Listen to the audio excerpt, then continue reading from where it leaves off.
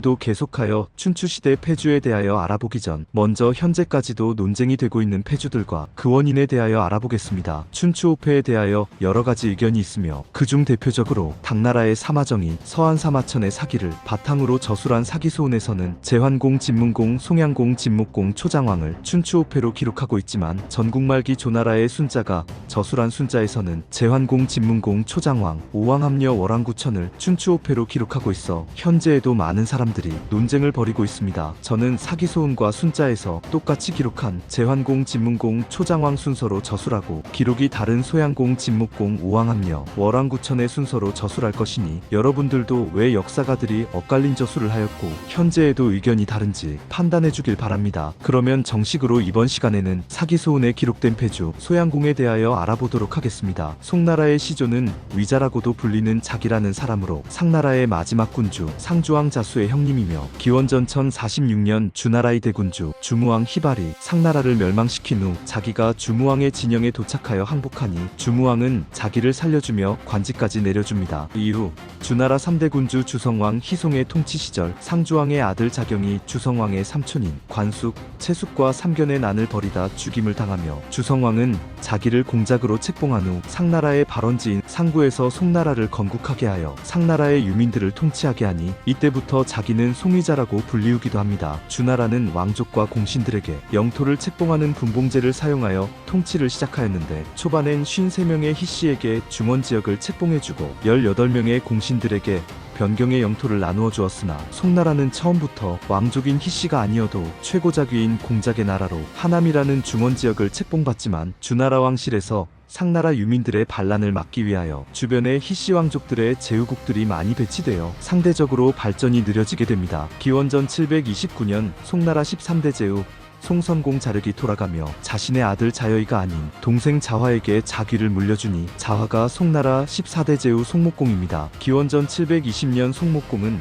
제위 9년째 되던 해 대사마로 있던 자가를 불러들여 자신의 자귀는 형님인 송선공한테서 계승한 것이니 자신도 송선공의 아들인 자여이에게 자귀를 돌려주겠다고 하는데 자가는 송나라의 대신들은 모두 송목공의 아들 자빙을 따르길 원한다며 반대합니다. 그러나 송목공은 송선공이 덕행을 베풀어 자신한테 자귀를 물려주었으니 자신도 덕행을 이어가야 한다며 자신의 아들 자빙과 자발을 정나라에 보내기까지 하면서 자여이에게 자귀를 물려주니 자여이가 송나라 15대 제후 송상공입니다. 기원전 719년 위나라의 희주우가 자신의 형 위환공 희환을 죽여버리며 자귀를 찬탈한 후 정장공의 동생 공숙단을 도와 정나라를 공격하기 위하여 송상공에게 정나라가 자빙을 송나라에 보내 자귀를 찬탈하려고 한다고 선동하니 송상공은 위진 채 나라와 연합하여 5일 동안 정나라를 포위하며 이후에도 정나라와 11번의 전쟁을 벌이게 되나 동주이대 군주 주한왕 희림의 개입으로 송나라는 정나라와의 싸움에서 패배하는 일이 많아지며 송나라의 재상자독은 정나라와 휴전하고 싶었지만 주전파인 자가의 반대로 번번이 실패합니다. 자독은 이전부터 자가의 부인을 마음에 두고 있었고 송상공이 자가의 의견만 받아들이지 않으니 아예 자가를 죽여버릴 계획을 준비하며 기원전 711년 군사들에게 자가 때문에 정나라와 전쟁을 벌이느라 몇 년 사이 수많은 군사와 백성들이 희생하였으나 아직도 포기하지 못하고 3일 후 또 정나라와 전쟁을 벌이려 한다는 가짜 소문을 퍼뜨려 군사들을 선동하는데 워낙 싸우기 싫었던 군사들은 너무 쉽게 선동되어 반란을 일으켜 자가를 죽여버립니다. 자독은 자가를 제거하고 그의 부인도 얻었지만 송상공이 나중에라도 자신을 처벌할까 두려워 송상공까지 죽여버리며 정나라에서 자빙을 모셔와 군주로 옹립하니 자빙이 송나라 16대 군주 송장공입니다. 송장공과 자독은 엄청나게 큰 정을 로 제진 정나라에 보내주며 강화를 요구한 후 당시 최강국이었던 제나라와 친해지게 되며 얼마 후 희토를 정나라의 군주로 옹립하는데 도움을 주어 정나라와도 친하게 지내게 되나 너무도 많은 재물을 요구하여 다시 정나라와 싸우게 되며 다행히 제나라와 동맹국들의 도움으로 정나라와의 싸움에서 승리합니다. 기원전 691년 송장공의 아들 송민공 자거리 17대 제후로 등극하며 기원전 684년 장작의 전쟁에서 로나라에게 대패한 제나라는 송나라와 연합하여 로나라를 공격하기로 하였으나 로나라 장수 공자원의 기습으로 송나라는 성구에서 대패당하며 남궁장만이란 장수까지 로나라에 생포됩니다. 로나라에서 남궁장만을 송나라로 돌려보내주나 송민공은 성구에 복수를 한다는 명분으로 다음 해인 기원전 683년 또다시 로나라를 공격하였지만 이번에도 로나라의 기습으로 대패당하며 같은 해 남궁장만과 사냥 중인이던 송민공은 자신의 사냥감을 빼앗았다는 이유로 자신이 워낙 남궁장만을 존경하였지만 로나라의 포로가 된 적이 있기 때문에 이젠 존경할 만한 사람이 되지 못한다는 쓴소리를 하는데, 이에 불만을 가진 남궁장만은 다음 해인 기원전 682년 8월 송민공과 그의 측근들을 죽여버리고 송민공의 사촌동생 자유를 제후로 옹립해버립니다. 이에 송나라의 공족들은 소읍과 호읍으로 도망가며 남궁장만은 자신의 동생 남궁우와 맹획이란 장수를 파견하여 송민공의 동생 자어가 있는 호읍을 포위해버리나 10월 호읍에 있던 자대심이 공족들과 조나라 군사의 도움으로 남궁우를 죽여버리고 송나라 도읍인 상구까지 진격하여 자유를 죽여버리니 자유는 전패공으로 기록되며 자어를 옹립하니 자어가 송나라 19대 제후인 송환공입니다. 송환공은 자대심의 공로를 인정하여 효읍을 송나라의 속국으로 책봉하니 자대심은 그 후로부터 효대심으로 불리기도 하며 자손들이 효씨로 칭하니 자대심이 효씨의 조상이기도 합니다. 한편 자대심에게 패배한 맹획은 위나라로 도망가고 남궁장만은 어머니를 모시고 진나라로 도망가는데, 송나라는 위나라를 설득하고 진나라엔 뇌물을 주는 방식으로 두 명을 모두 송나라로 끌어와 난도질하여 죽여버리며 송환공은 계속하여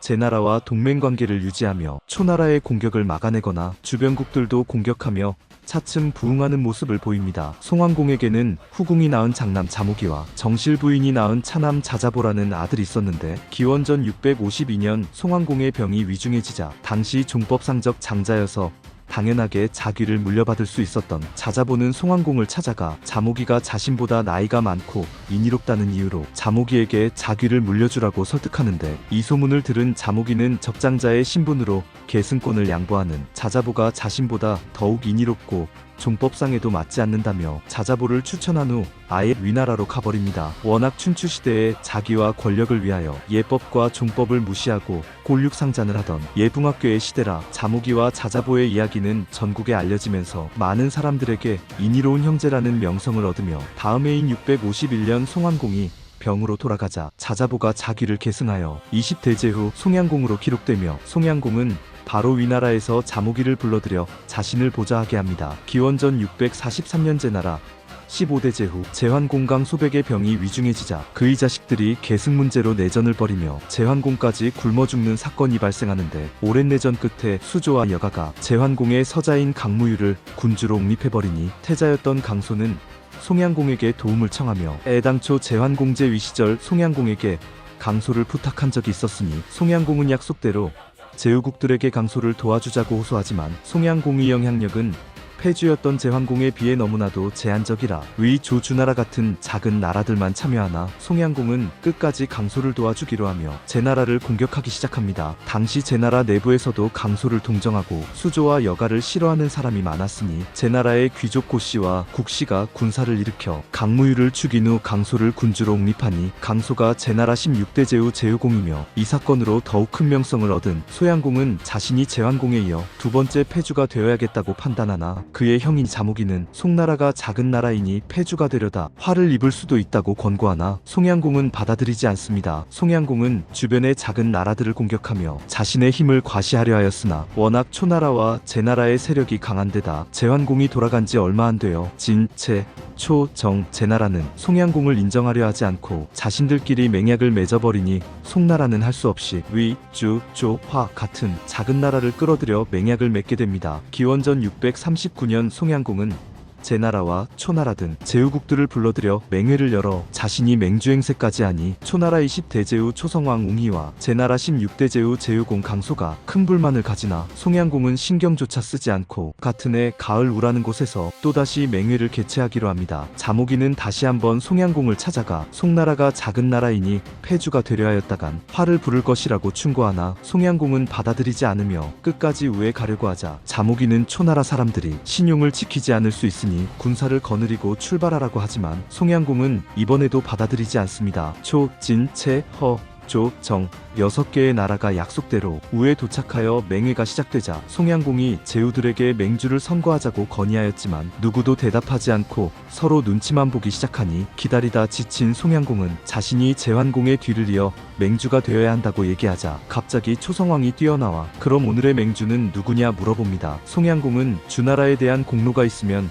공로로 결정하고 공로가 없으면 자기로 결정해야 한다고 대답하는데, 참고로 송나라의 개국제후 위자는 주나라 3대 군주 주성왕 희송에 의하여 최고의 자귀인 공작으로 책봉받고, 초나라의 개국제후 웅혁은 주성왕에게 하위 자귀인 자작을 책봉받았습니다. 송나라의 자귀가 한참 높으니 송양공은 초성왕이 자신을 맹주로 인정할 줄 알았지만, 초성왕은 초나라가 왕이 나라이니 당연히 자신이 맹주가 되어야 한다며 가운데로 이동하는데, 이것을 지켜보던 자모기가 송양공의 옷깃을 잡으며 참으라고 하였으나, 송양공은 이번에도 자모기의 의견을 받아들이지 않고 초나라의 왕위은 자칭한 것이니 제후들이 인정하지 않고 자신의 자귀는 주나라 왕실도 인정한다고 말해버리자, 초성왕이 대노하면서 가짜 왕인 자신을 왜 맹회에 불렀냐고 물으니, 소양공은 저번에 약속대로 초청한 것뿐이라고 대답합니다. 그러자 옆에 있던 초나라의 성덕신이란 장수는 제후들을 향하여 누구 때문에 맹회에 참여했냐고 물어보는데, 평소에 초나라의 눈치를 보며 지내던 채나라와 진나라의 제후들은 초장왕 때문에 참여했다고 대답하며, 체면이 구겨질 대로 구겨진 송양공이 자리를 피하려 하였으나 매복해 있던 초나라 군사들에게 생포되어 초나라까지 끌려가지만, 다행히 초성왕과 친하게 지내던 로이공의 도움으로 겨우 풀려나게 됩니다. 기원전 638년 정나라의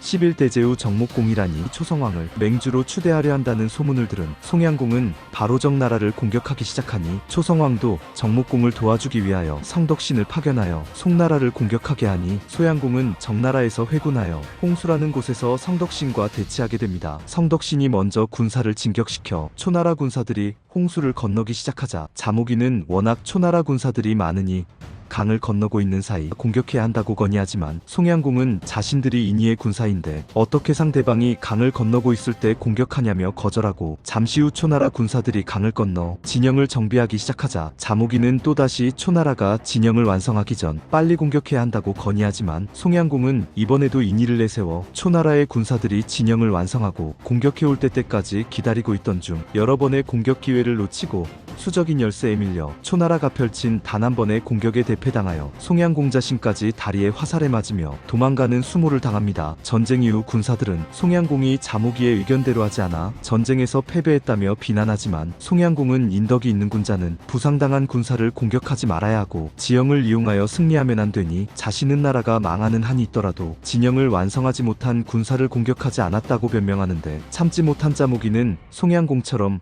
군자의 도리만 지킬 바엔 전쟁에서 싸우지 말고 함께 노예가 되자고 합니다. 여기서 간단하게 춘추시대 전쟁 방식에 대하여 설명해드리자면, 이 당시 군사들은 주요하게 귀족이나 성 안에서 거주는 하는 국인들로 구성되었으며, 전투도구는 주요하게 전차로 이루어져 귀족들이 마차를 타고 국인들이 보병을 담당하였으며, 상대방과 전쟁을 하기 위하여 무조건 명분이 필요했으며 미리 장소까지 정해야 했습니다. 전차 한 량당 보통 말사필 갑사삼인 보병 72명으로 구성되어 있었으며, 싸우기 전 양측은 전차로 된 진영이 완성될 때까지 서로 공격하지 않았고, 진영이 완성되면 각자 용맹한 군사들로 구성된 전차를 한 대씩 파견하여 결투를 벌이게 하여 사기를 올렸으며, 무조건북 소리를 울려 전투의 시작을 알려야 했습니다. 전투가 시작된 후에도 규칙이 있었으니, 큰 부상을 입은 적군을 공격하지 않고 연장자들을 포로로 잡지 않으며 도망가는 군사 들을 추격하지 않았는데, 장기적으로 싸우던 중 한쪽의 제후가 돌아가기라도 하면 상중의 나라를 공격하지 않는다는 원칙 때문에 전쟁을 바로 끝내야 했습니다. 전쟁에서 승리한 측은 상대방의 나라를 멸망시키기보다 잘못을 인정하거나 배상을 받아내는 데에서 만족하였으니, 살상을 주요 목적으로 하지 않았던 춘추 전국 초반의 전쟁 방식은